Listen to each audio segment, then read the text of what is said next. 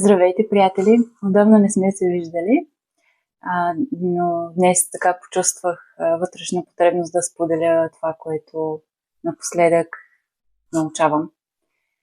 И то е свързано с едни много спиритуални, езотерични теми. Така че тези сред вас, които са скептични към живота след смъртта и преражданията, бих искала да ви пожелая хубав ден.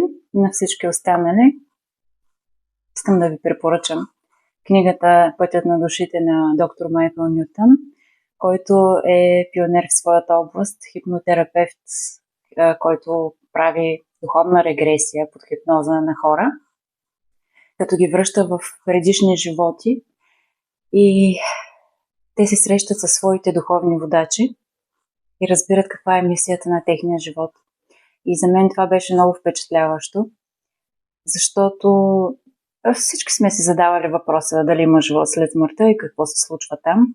И в тази книга и следващите след нея "Следите на душите" и други, които са сборници от разкази на негови последователи и сътрудници, се обяснява какво се случва всъщност след като човек намери смъртта си по един или друг начин. И интересното е, че дори за скептиците е доста убедително, защото хората разказват едни и същи истории, много сходни преживявания. И то човек как да не повярва после. Може би не всичко трябва да се тълкува толкова буквално, но истината е, че хипнотичната регресия помага на много хора да разберат каква е мисията в живота им, да разберат каква карма носят и кои са хората от техния кръг, душите, с които са сключили договори в предни животи, изобщо в духовния свят, които са в техния приятелски кръг, така наречен, с които си сключват договорки преди всяко прераждане, какви роли да заемат и според това, което душата има нужда да научи, какви предизвикателства да се поставят едни на други. И после по един или друг начин се срещат в следващото прераждане на база на тези договорки.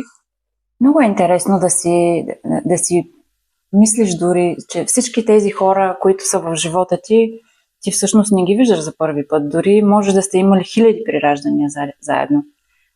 И в един живот майка ти да ти е била сестра, брат ти да ти е бил съпруг или всякакви комбинации. Много интересни, най-различни роли. А някои хора си се прераждат като вечни, така наречените вечни интимни партньори. В много прераждания са си винаги заедно, което го намирам за адски романтично. Но, разбира се, никой не може да потвърди. Другото интересно е, което ми се случи напоследък. Годината ми започна с близък до смъртта инцидент, който си беше доста страшничък. И всъщност ще ме блъсне автобус поради мое невнимание, което аз отчитам грешката си и съжалявам, че причиних стреси на шофьора и на хората, които станаха свидетели на това. Но един човек ме спаси. И той, не знам, препознах баща си в него. Беше така долу-горе на неговата възраст и беше, не ми се навлиза в подробности какво точно беше, каква беше ситуацията, но този човек се развика и ме предупреди и ме спаси.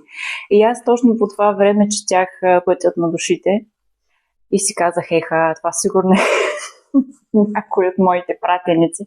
Но и дори да не е, аз го приемам за пратеник и понеже на момента така в срама, който почувствах пред всички свидетели за глупавата си грешка, не успях да реагирам адекватно и просто се качих на автобуса и заминах.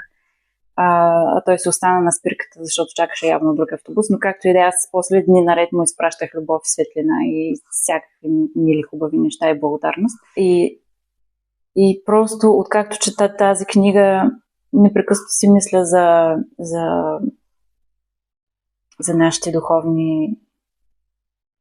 нашите духовни пазачи, нашите духовни приятели, гайдове, които с нас и ни подкрепят.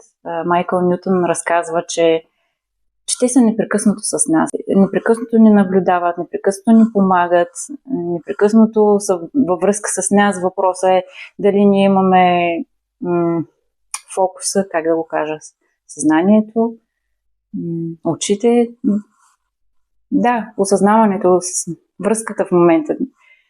Какво имам предвид? Защо така не мога да го изразя? Защото ние действаме много автоматично в ежедневието си и сме кой в флашбек, кой живее в миналото, кой в бъдещето. С други думи, не присъстваме в тук и сега и не сме много осъзнати за нашите мисли, действия, реакции. Взето погледа ни е замъглен с някакви ежедневни неща, така в едни рамки и коловози вървим.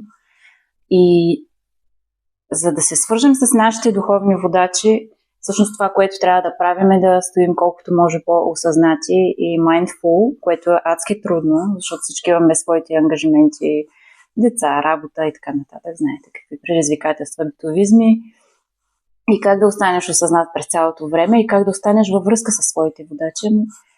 Номера е да се медитира. И така. С това искам да завърша днешното включване. Едни 15 минути на ден и аз се опитвам да го правя. И то е като мускул, който се тренира. И може с все повече фокус да се случват нещата. Да не бъдем превзети от мислите си, а да се самонаблюдаваме и да саморефлектираме върху това, което се случва вътре в нас. Така, благодаря на всички, които останаха до края и да се обичате и до следващия път.